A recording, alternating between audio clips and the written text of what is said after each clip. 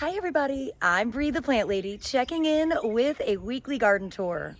Here in central North Carolina, we are in the throes of first fake spring and it's a very flowery season right now.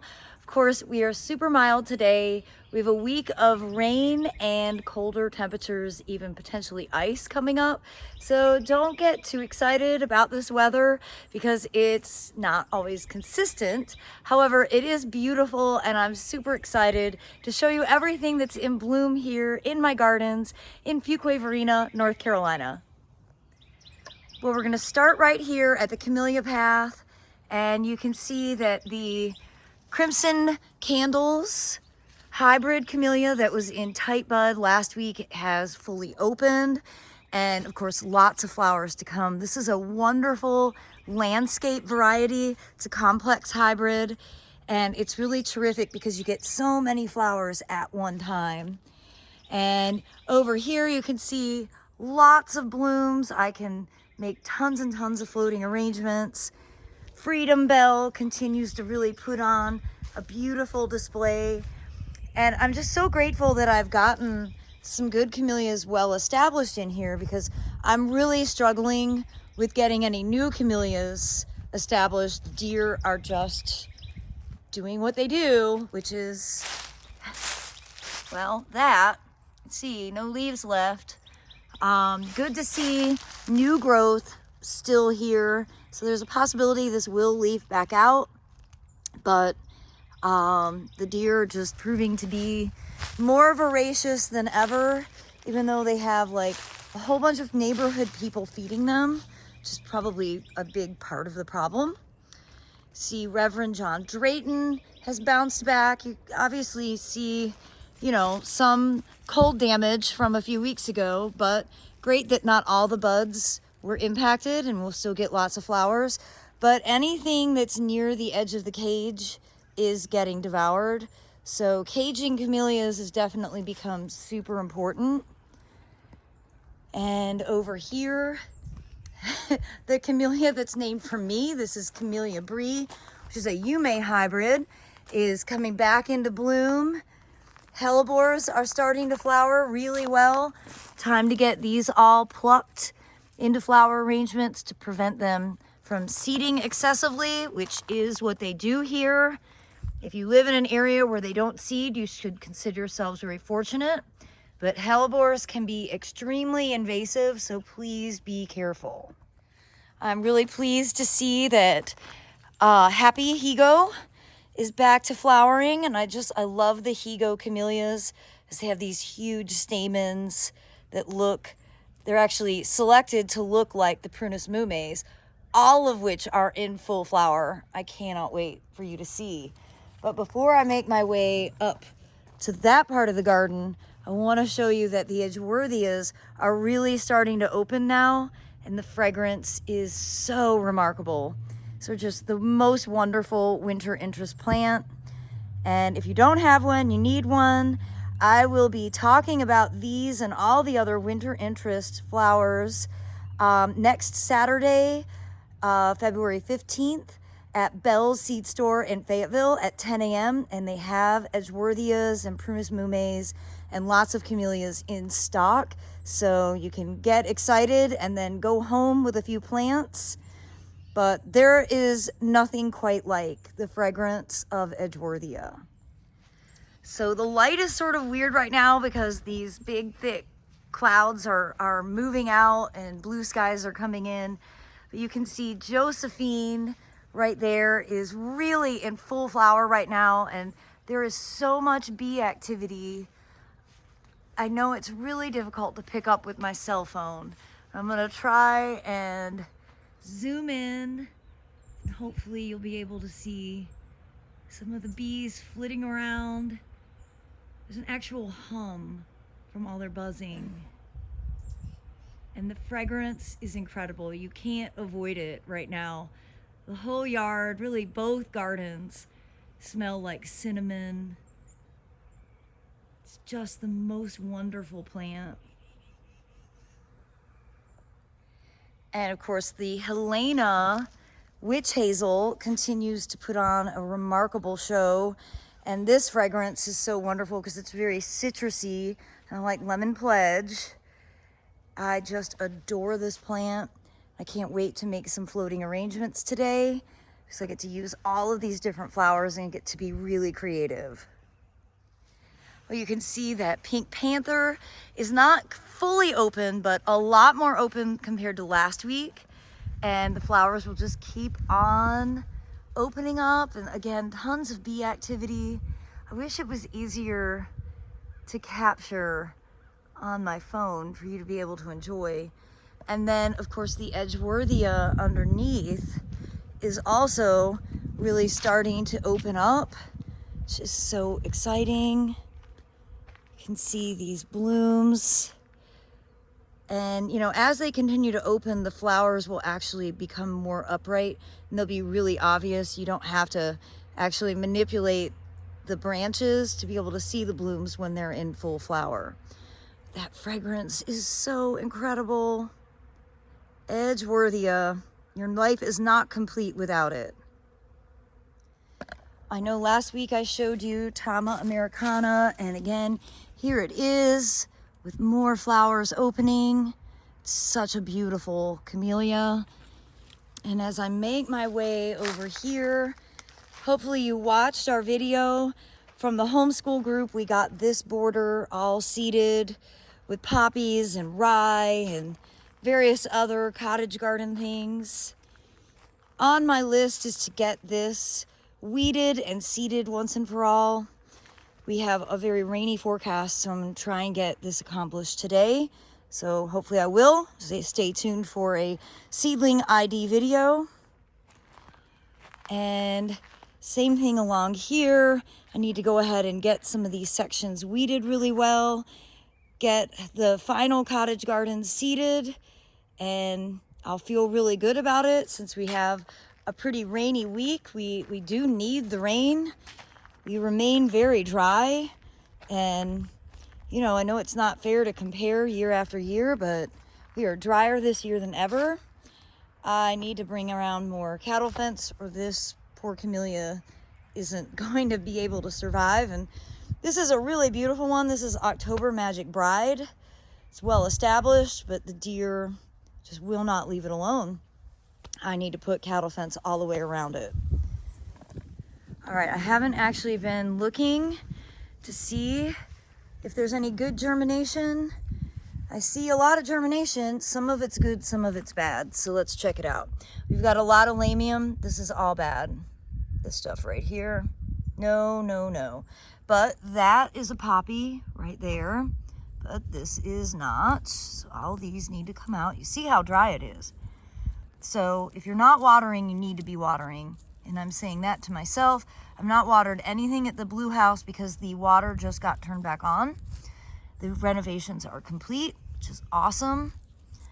But everything is so much drier than I've ever remembered the garden being at this time in February. And that is definitely a cause for things to not germinate. So don't underestimate the power of a hose. All right, I got some of that weeded. So here is a poppy, here is a poppy, but like this is bad lamium, this is chickweed. Pull that out, show you. You don't want this stuff to take over your bed because it'll smother all the good stuff. So when they're at this stage, they're really easy to pull out. It really doesn't take a lot of time. It's just devoting a few minutes to getting it accomplished. And that something that I have to do because a week from today I will be flying to Australia and I won't have a lot of time after I get home to be able to do things like this. So yeah, my playing in the garden time is quickly coming to an end. I could use a couple more days, which I have. It's just the forecast is looking not all that motivating. But again, because it's dry, I don't see much germination. I see something there that might be a poppy. That is definitely a poppy. But I sowed tons of seed and I have not been watering, and it's too dry. There's no moisture. There's no moisture whatsoever. So don't do as I'm doing and keep your beds watered. It's the best advice I can give right now. I am relieved to see that there are poppies germinating here, but again, it's bone dry. So today I'm gonna pull the hose out because at this stage, I don't wanna wait for the rain. I wanna go ahead and get these beds watered so that I know that I at least tried. Well, the Matsuboro Red Prunus mume is almost finished flowering. Just remember, this one started early and then paused for a while, but it just smells still so fantastic and there's tons of bee activity. It's just such an exciting thing. You know, I've been here 20 some years, 23 years. I will never get tired of plants that bloom in the winter just because I grew up in Michigan where there was nothing going on in your garden at this time of year. Now I did get everything mowed. I think I've already shown you that. And I have not gotten the hellebores cut back. And I see a bunch of flowers. So this is also top on the priority list to get all that old foliage removed. And that way you can start plucking all these blooms to prevent excessive seeding. So this needs to go on my to-do list today.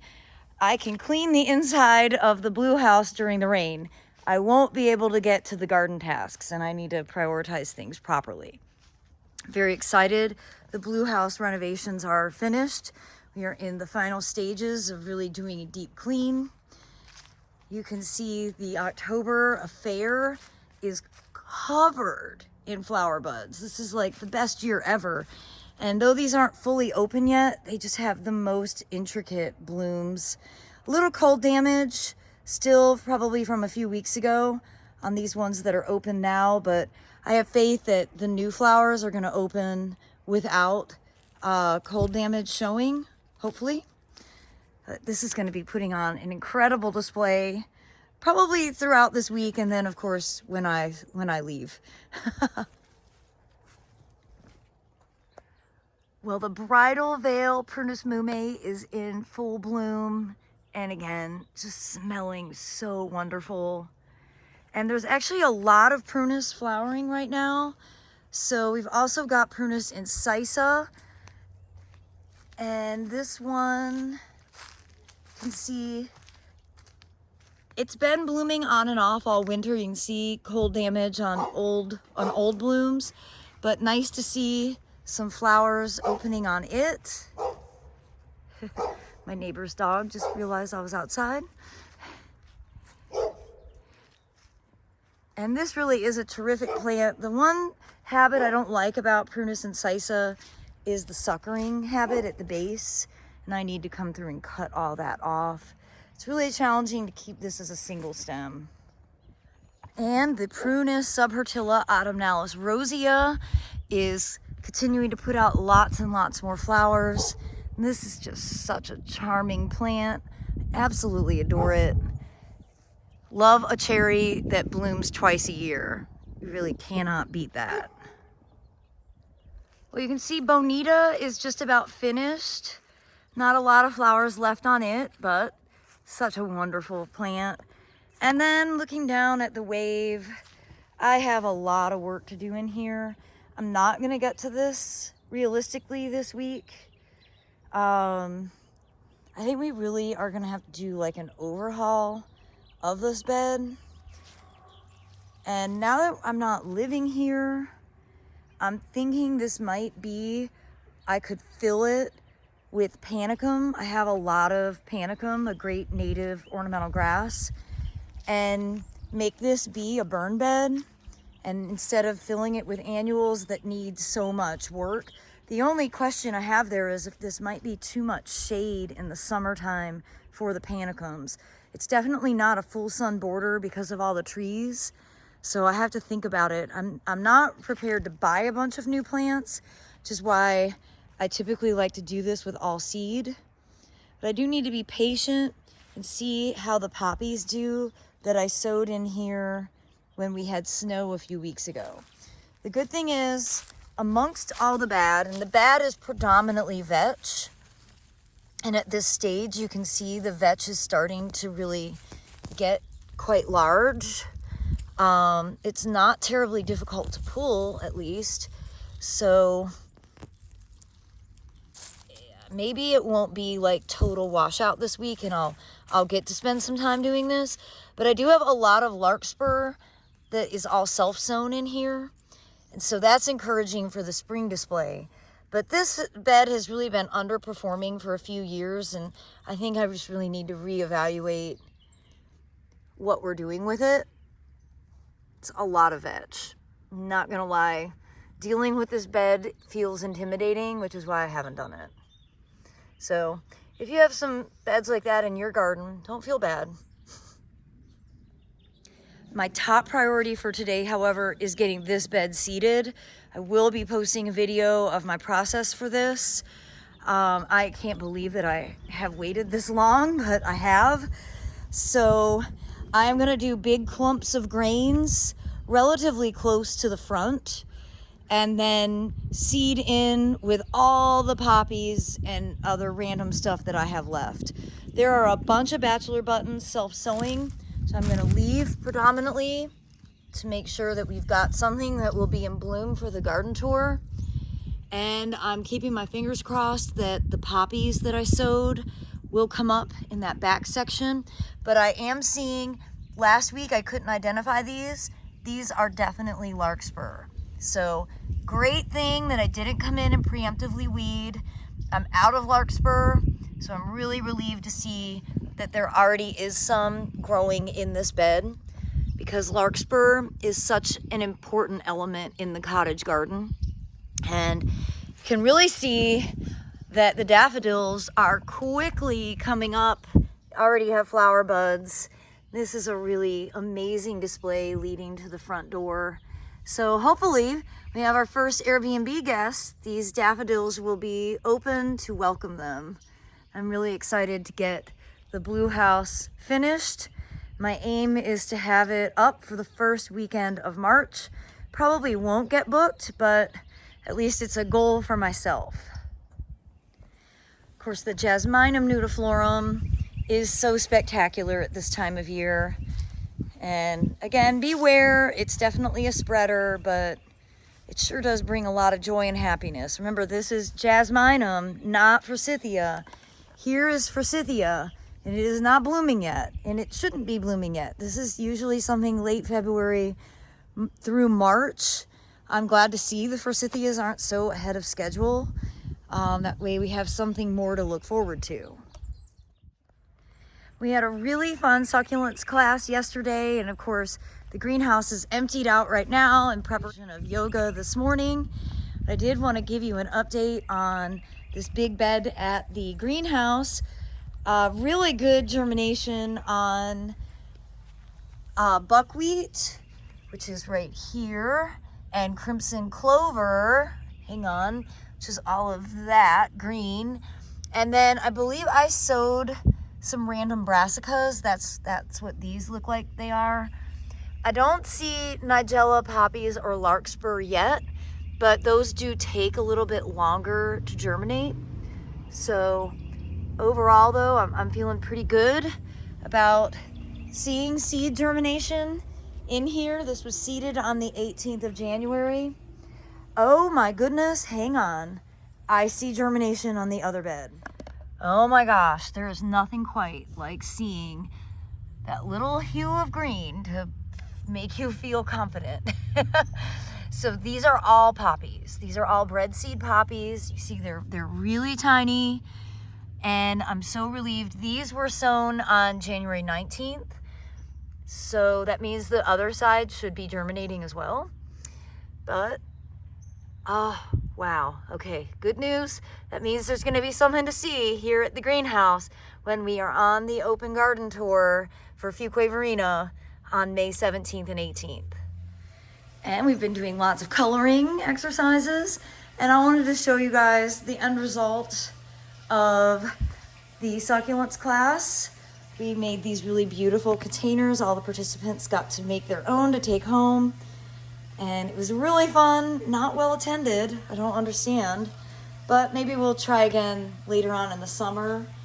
And thrilled to show you lots of seedling germination, lots of broccoli and cauliflower, fava beans. So when I get back from Australia, I'll have lots of planting to do. And when you get to your next reverse holding, can you play around with your right arm, maybe bring it up? Well, everybody, I'm wishing you all the very best. I'm excited to go ahead and get this bed seeded once and for all and do some weeding today while we have beautiful weather. And I look forward to sharing another update with you next week before I take off to go down under. As always, thanks so much for watching and happy gardening.